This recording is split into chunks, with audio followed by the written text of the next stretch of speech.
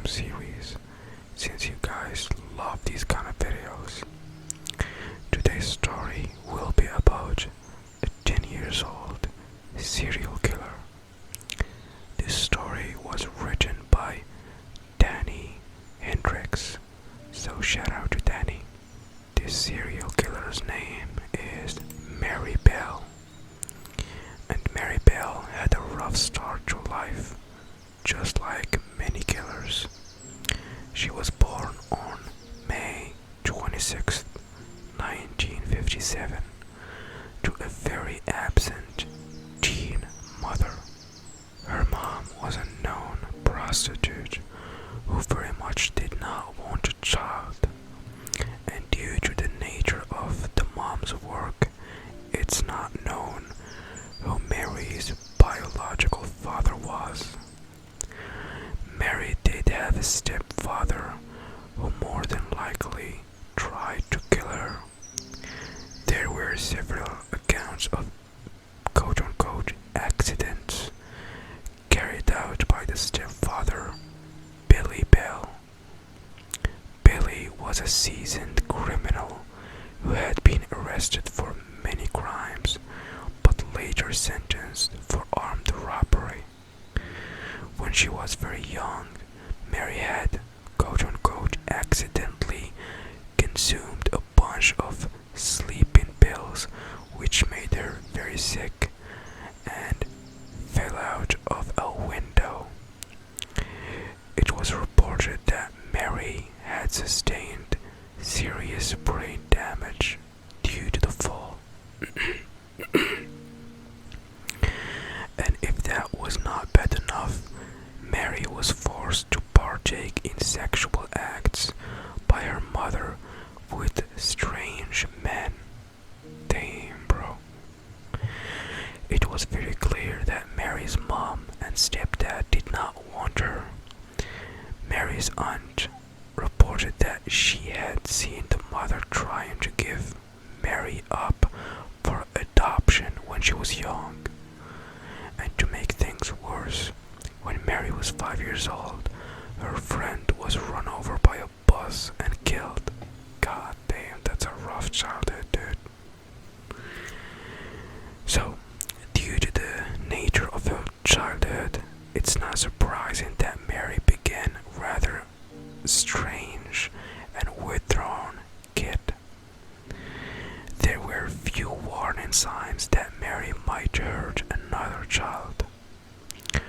On May 11th, 1968, Mary was playing with a 3-year-old boy. This incident took place just 4 weeks before her first murder.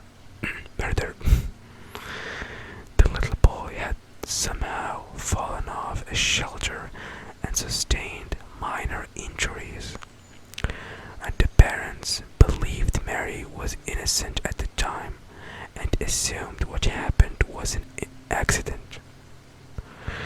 So the next day, 3 women went to the police station to report that Mary Bell had tried to choke their daughters, and police interviewed the woman and Mary, but nothing came out of this. So Mary was lectured and then sent on her way. The day before Mary was to turn 11, she killed a 4-year-old boy by the name of Martin Brown. Damn. She had strangled him to death in an old abandoned house in England. Oh my god. She had committed this crime alone, but she left and returned with her friend Norma Bell, to who she was not related. We don't know what they had planned to do with the body, but a group of boys had stumbled across the body by the time they had returned. Damn, man. There was little to no evidence that someone had been at the scene of the crime prior to the boy's death. Police found a bottle of painkillers near the boy and had assumed that his death was an accident. Damn. Martin's family was shocked by the death of their son, and to their surprise, Mary showed up at the door and asked to see Martin. God damn, sneaky bastard. Damn. The mother carefully explained to Mary that Martin has passed away, and to that Mary said she knew and wanted to see the body. Oh my god. Horrified by this, the mother slammed the door in Mary's face. Damn. Shortly after this, Mary and Norma broke into a nursery school and vandalized the place. They left notes claiming that they killed Martin, but when police found the notes, they assumed they were a sick prank. Why would you assume that, dude? Why would you assume that? The notes also said that they planned on killing again, but the police brushed this off too. You see, why would you do that? The nursery had been broken into several times at this point, and it was after this that they installed security cameras. 2 months after the first murder, Mary and Norma killed a 3-year-old Brian Ho by strangling him. Damn, dude. Mary and Norma left the scene, but reports stated that Mary returned to crave an M into his abdomen. God damn, this is disturbing. And coming from a 10-year-old, even worse. Additionally, she used a pair of scissors to cut up his thighs and cut off some of his hair.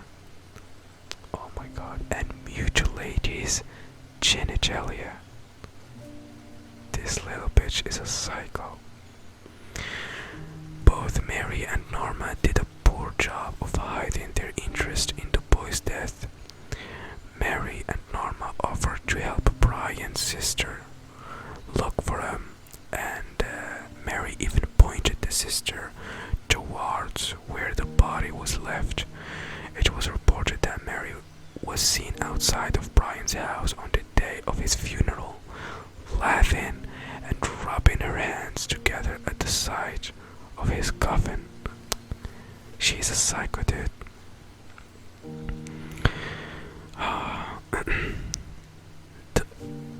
Oh my god. Police decided to bring Mary in a second time for questioning, and Mary knew she was in trouble and made up a story that she had seen a boy going after Brian.